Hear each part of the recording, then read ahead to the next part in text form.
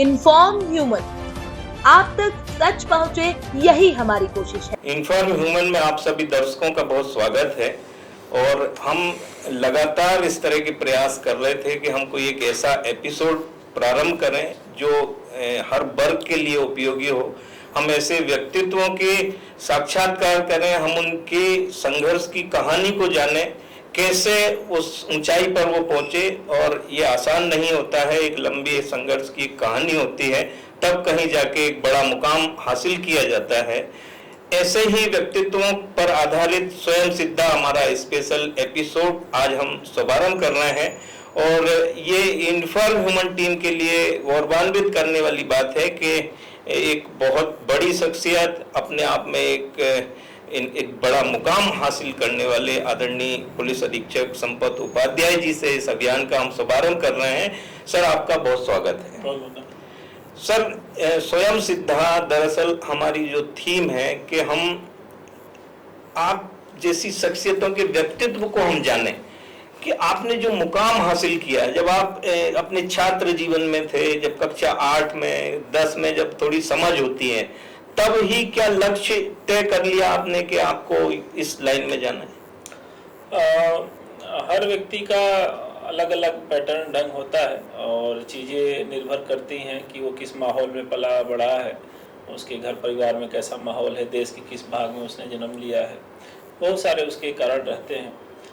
मेरा चूँकि पालन पोषण ग्रामीण पृष्ठभूमि में हुआ है, लेकिन मेरे पिताजी पढ़े लिखे थे, वो कलकत्ता यूनिवर्सिटी से बीएससी। कितना बड़ा गांव था सर वो? कौन सा गांव? गांव तो काफ़ी छोटा था, 1000 की आबादी का गांव होगा। वहाँ 5वीं तक की ही पढ़ाई थी, उसके बाद की पढ़ाई के लिए हम लोगों को पैदल जाना होता था। 4.5 किलोमीटर की दूरी पे विद्यालय था जहाँ 6वीं से 12वीं की पढ़ाई होती थी। अच्छा। तो 5वीं के बाद मैं भी वहीं विद्यालय में जाता था पढ़ने बगल के गाँव में। तो पिताजी 9वीं 10वीं के आसपास उनका ये रुख बना, वो बार बार इस बात को कहते थे कि आपको सिविल सर्विसेज की तैयारी करनी है।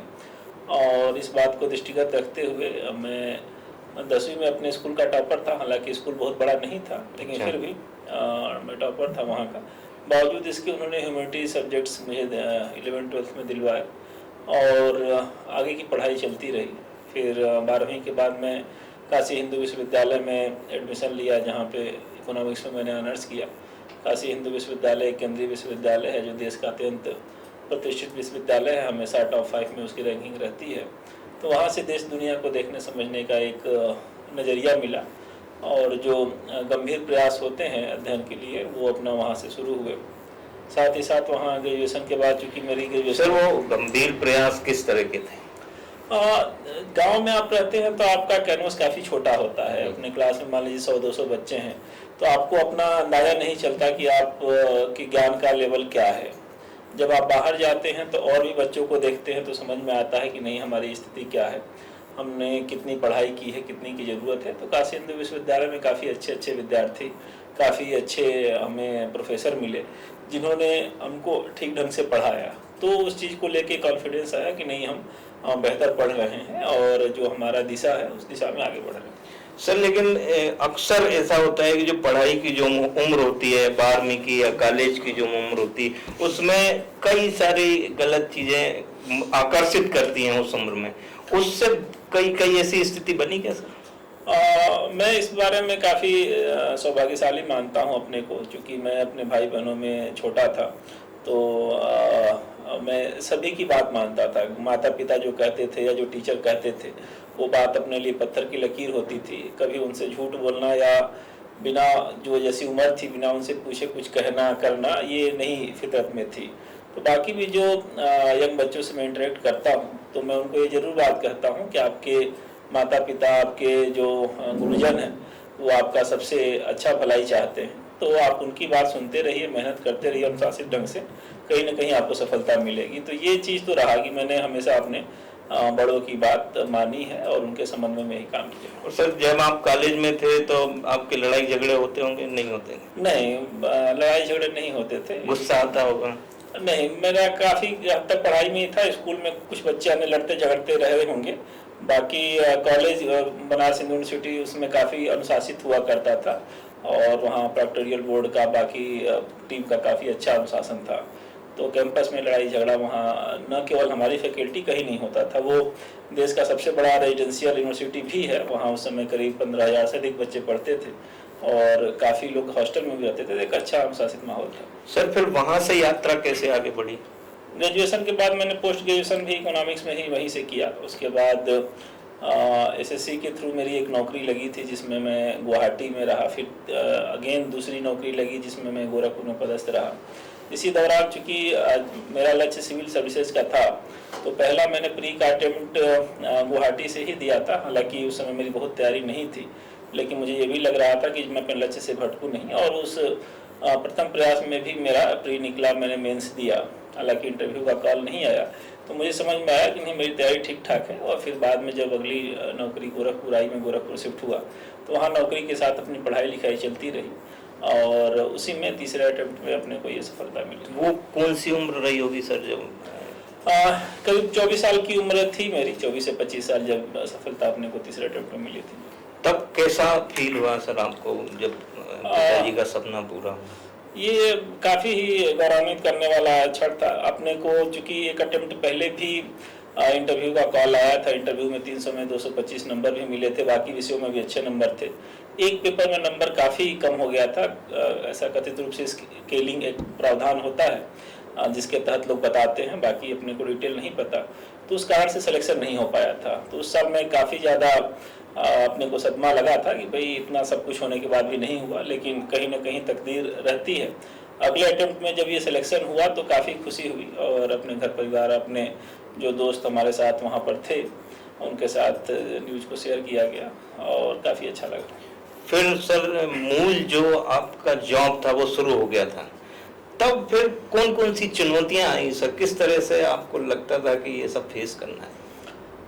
पुलिस की नौकरी में एक तो हमारा प्रशिक्षण काफ़ी हार्ड होता है। राष्ट्रीय पुलिस अकेडमी में साल भर का प्रशिक्षण होता है, इसके अलावा एक फाउंडेशन कोर्स होता है और फील्ड के भी प्रशिक्षण होता है। तो इस दौरान आपको ओरिएंटेशन होने लगता है कि पुलिस का काम कैसा होता है, पब्लिक पुलिस को किस ढंग से देखती है, और जब आप अधिकारी होते हैं, विभाग में काम करते हैं, तो आपको समझ में आता है कि क्या चीज़ रहती है। फिर जैसे जैसे फील्ड में पदस्थापनाएँ होती गई, चीज़ें सामने से दिखती गई और समझ में आया कि जो समाज का सबसे ज़्यादा परेशान व्यक्ति है, पीड़ित व्यक्ति है कहीं ना कहीं से, वो पुलिस के पास मदद के लिए आता है और उसमें अपने को आगे बढ़ के करना होता है।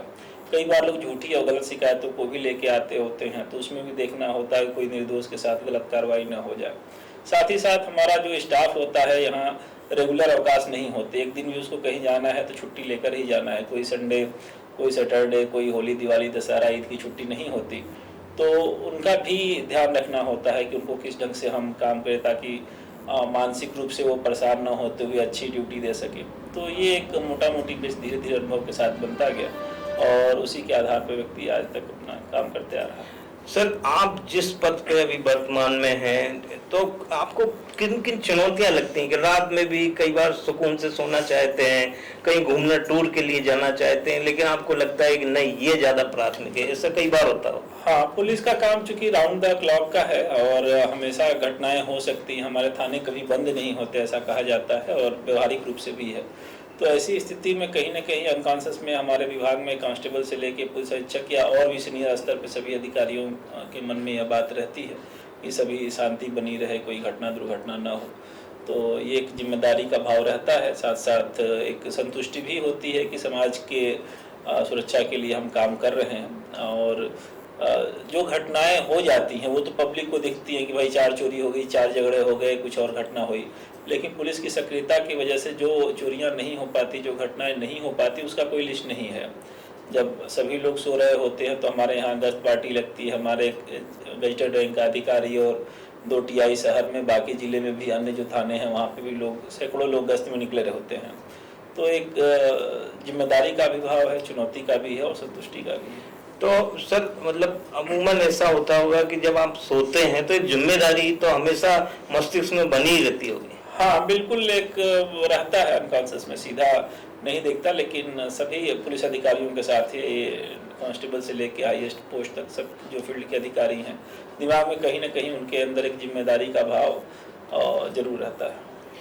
सर बड़े जॉब में बड़ी एक जिम्मेदारी के साथ साथ एक बड़ा व्यक्तित्व बना के रखना भी एक बड़ी जिम्मेदारी आपको लगता है? चूंकि आप विभाग में ऊंचे पद पे रहते हैं, आपका स्टाफ भी कई मौके पे आपको देखता है कि आपके अंदर लीडरशिप का गुण रहना चाहिए। जब कठिन समय आए तो आप उनको सामने से लीड कर सके, कोई समस्या आए तो उसको हैंडल कर सके, कोई हमारे स्टाफ पे बात बनाती है तो उसको भी ठीक ढंग से देख सके।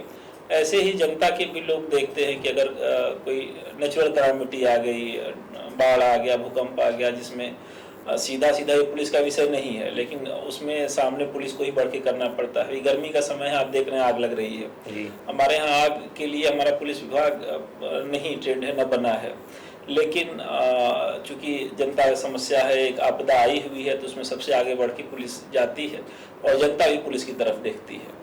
तो ये पूरा भाव न केवल हमारा सीनियर लेवल पे, जो हमारा आरक्षक लेवल का भी व्यक्ति है, उसके अंदर भी ये रहता है कि हम समाज के लिए, अपने टीम के लिए कैसे बेहतर कर सकें और एक आदर्श आचरण का पालन कर सकें। सर, एक अंतिम प्रश्न है, स्वयं सिद्धा, चूंकि हम लोगों ने आज से एपिसोड शुरू किया है, समाज के हर वर्ग को, बच्चों के लिए, खासकर युवाओं के लिए, और जो सपना लेके बैठे हैं आप जैसे कई मुकाम पे पहुंचने के लिए, उनके लिए आपकी तरफ से क्या सूत्र हो सकता है सफलता का? जैसे शुरू में ही अपनी चर्चा में बात आई थी, जीवन में अनुशासित होना बहुत जरूरी है। हर व्यक्ति का अपना अलग रास्ता है। बहुत लोग ऐसे भी मिलेंगे जो शुरुआती जीवन में अनुशासित नहीं रहे होंगे, लेकिन बाद में उन्होंने कोई अच्छा काम कर लिया। लेकिन मैं अब स्वयं, चूंकि आपके सामने उपस्थित हूँ, मैं अपना अनुभव ही बता सकता हूँ। तो मेरा यह मानना है कि अनुशासित ढंग से कोई व्यक्ति सही दिशा में प्रयास करे और उसको सिस्टमेटिक ढंग से प्रयास करे, एक प्लानिंग के साथ प्रयास करे। साथ ही साथ उसके जो गुरुजन हैं, उसके माता पिता हैं और आम जो उसको गाइड करने वाले लोग हैं, उनके समन्वय में काम करे तो निश्चय ही उसको सफलता मिलेगी। हो सकता है जो वो चाहता हो वो चीज़ द बेस्ट उसको ना मिल पाए, लेकिन वो जीवन में बेहतर करेगा और कुछ ना कुछ अच्छा उसके साथ जरूर होगा। जीवन में सफलता के लिए अनुशासन मस्ट है, साथ में जो हमारे संस्कार हैं, हमारी संस्कृति, हमारे बड़े बुजुर्ग हैं, उनके जो बताए मार्ग हैं उनका भी सम्मान करते हुए हम आगे बढ़ें तो निश्चित तौर से सफलता हमारे हाथ में होगी। ये पुलिस अधीक्षक आदरणीय संपत उपाध्याय जी से बातचीत के बाद, उनके व्यक्तित्व से और उनके जो बताए हुए जो उपलब्धियां हैं उसके बाद ये निष्कर्ष निकला है। कल फिर हम ऐसी ही किसी शख्सियत से मुलाकात करेंगे। आप सर, आज आप हमारे स्टूडियो में पधारे, आपका बहुत धन्यवाद।